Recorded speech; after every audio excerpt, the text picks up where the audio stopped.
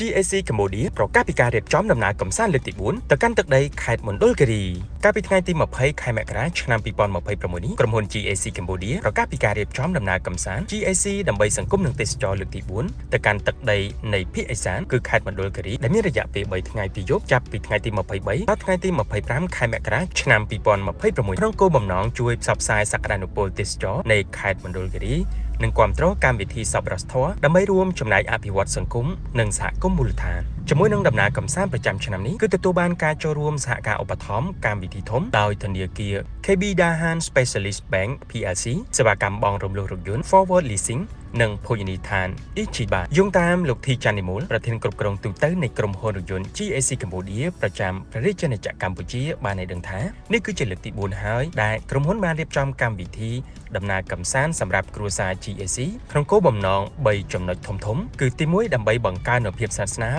និងទំនុកចិត្តរវាងក្រុមហ៊ុន GAC និងអតិថិជនតាមរយៈបទពិសោធន៍ដំណើរកំសាន្តដែលផ្សារភ្ជាប់ជាមួយនឹងធម្មជាតិទី2គឺដើម្បីចូលរួមលើកស្ទួយនិងផ្សព្វផ្សាយវិស័យទេសចរក្នុងស្រុកជាពិសេសខេត្តមណ្ឌលគិរីដែលមានធម្មជាតិដ៏ស្រស់ស្អាតនិងសម្បូរបែបនិងទី3គឺដើម្បីចូលរួមជួយសង្គមតាមរយៈការរៀបចំកម្មវិធីចែកសម្ភារៈសិក្សាជូនដល់សិស្សានុសិស្សនៅសាលារៀនតំបន់ដាច់ស្រយាលជាមួយគ្នាដែរក៏មានការរៀបចំការសម្រាកនៅរីសតរយៈពេល2យប់និងសកម្មភាពកម្សាន្តជាច្រើនដើម្បីបង្កើតបរិយាកាសសប្បាយរីករាយនិងបទពិសោធន៍ក៏ដូចជាអនុស្សាវរីយ៍ល្អៗជូនដល់អតិថិជន GAC ដែលបានអញ្ជើញចូលរួមគូបញ្ជាក់ថារថយន្តម៉ាក GAC ត្រូវបាននាំចូលនិងចែកចាយដោយក្រុមហ៊ុន TAH Import Export Co Ltd ដែលជាក្រុមហ៊ុនបុត្រសម្ព័ន្ធមួយរបស់ក្រុមហ៊ុន TAH Group ដែលទទួលបានសិទ្ធិចែកចាយលក់រថយន្ត GAC និងគ្រឿងបន្លាស់រថយន្តផ្ដាច់មុខតែមួយគត់នៅក្នុងព្រះរាជាណាចក្រកម្ពុជាចាប់តាំងពីឆ្នាំ2020មកពីក្រុមហ៊ុន GAC Motor របស់ប្រទេសចិនបច្ចុប្បន្ននេះក្រុមហ៊ុនកំពុងនាំចូលនិងចែកចាយរថយន្ត GAC ចំនួន5 model រួមមាន GS3 MZoom